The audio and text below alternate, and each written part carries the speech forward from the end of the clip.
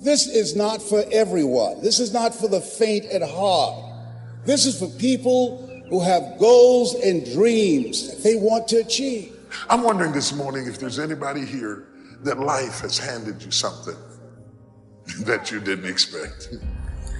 The one thing I can tell you for sure is that nothing is for sure. Inspiring habits. Life will often disrupt what you expected.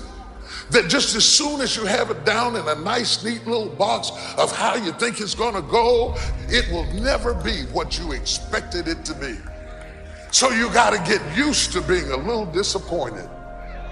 You gotta get used to being a little bit shocked. You gotta get used to walking into situations and being flexible and adjustable. Because if you are not flexible, you cannot survive. Sometimes we look at pieces in our lives that don't make sense.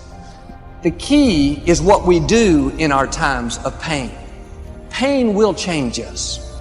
Every painful time, even though you don't like it, it's developing something in you that can only be developed in the tough times. Eventually, that will pass. You'll get through it, but you will be different. In those tough times, when you're uncomfortable, going through a loss, dealing with an illness, you could easily let it overwhelm you. Now, how the pain changes you is up to you. You can come out bitter, or you can come out better.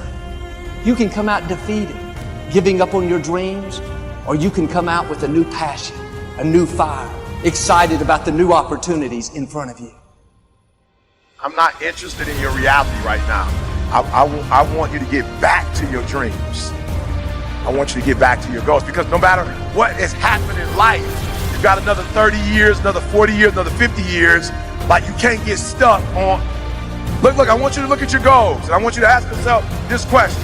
Do you know what it takes to make that happen? Like, do you, like literally, like, cause this is all it's gonna take.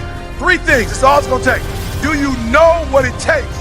And you guys have an advantage because you've been at this conference, I think, 3 days, you got a whole bunch of information. Look, the only thing it takes to go from where I went to, a homeless, high school dropout, sleeping in abandoned buildings, eating out of trash cans. I went from being a high school dropout, getting a GED, to having a PhD. Listen to me, the only thing it takes is knowing what it takes. So one day I woke up and was like, okay, E, stop talking about what you don't have. You need to know what you don't know so you can get to where you're trying to get to. So being successful is not who you are, it's what you know. So I need to get a different relationship to knowledge. So I'm hyped, but I did not come here just so you can get pumped up or get hyped. You have been given information. You are this close to making every dream you wrote down happen. Why?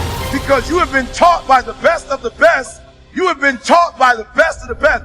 You've been taught by people who've been doing this for years. You've been taught by people who love you and care for you. People who are giving you information that you're not going to get randomly on your own.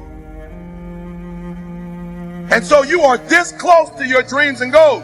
So I have to ask you the question. You have the information. Now what are you going to do with it?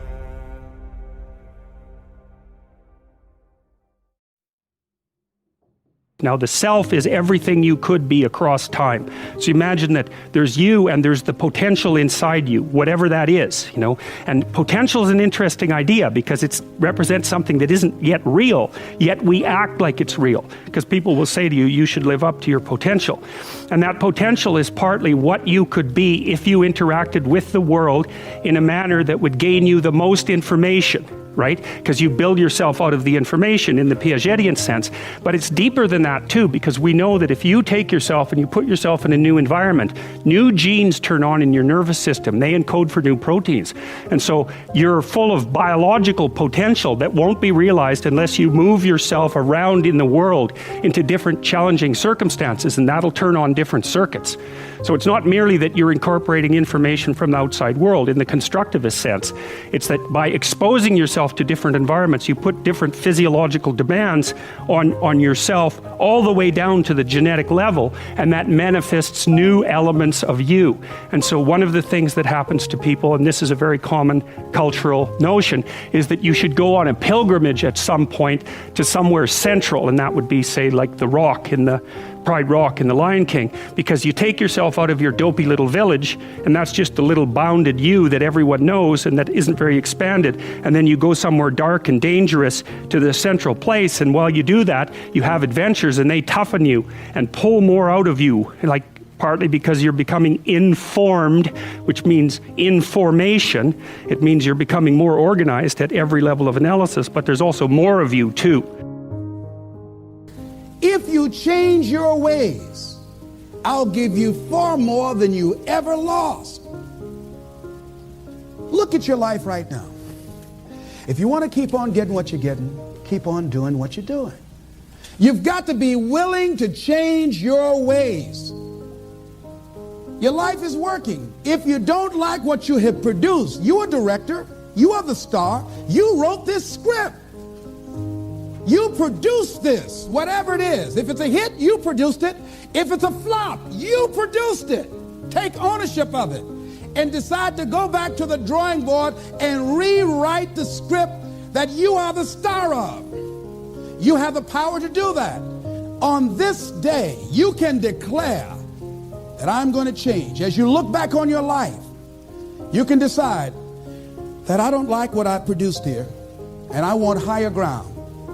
I want to begin to experience more love. I want to have more adventure in my life. I want something that gives my life a sense of meaning. Ladies and gentlemen, I've been selected to head up a program called Project Life in Chicago, training thousands of kids. And I had the experience, we had our second session this past Monday.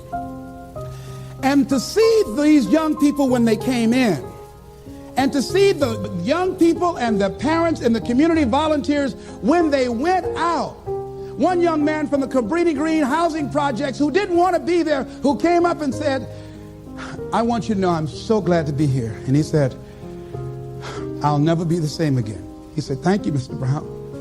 He said, I just got to go now, but thank you, sir. I'll never be the same again.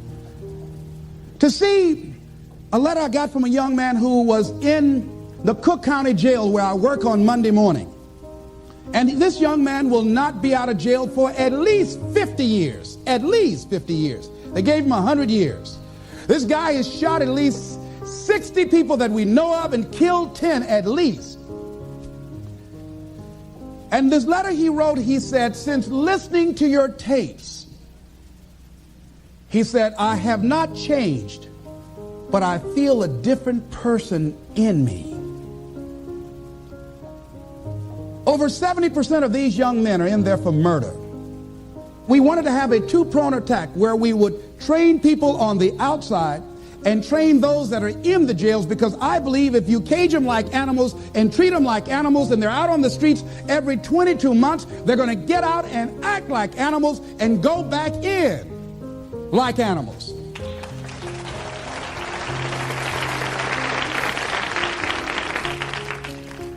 So we said, let's take an approach. This gives me my life. This might be insane. But I felt so good. I believe, ladies and gentlemen, if we can accept the possibility of that this is the decade of consciousness. That's what I believe that this is. The decade of consciousness, if you please. A time where we can begin to create in folks' minds the idea, the possibility that we can create a more humane society, the possibility that we can create more love, communication, and understanding in relationships, the possibility that we can create a drug-free America, the possibility that we can create the kind of respect for diversity and difference in our multicultural society, the possibility that we can begin to develop the mindset to bring out the best in people, to encourage them to achieve their greatness and support them in their dreams, that if we can, in this decade of consciousness, to begin to see and envision that happening, and that we all can play a role. that we were born for such a time as this, that we showed up for this, that we survived 1 out of 9 million sperms, and we have been chosen for this great work. What an exciting time to be alive.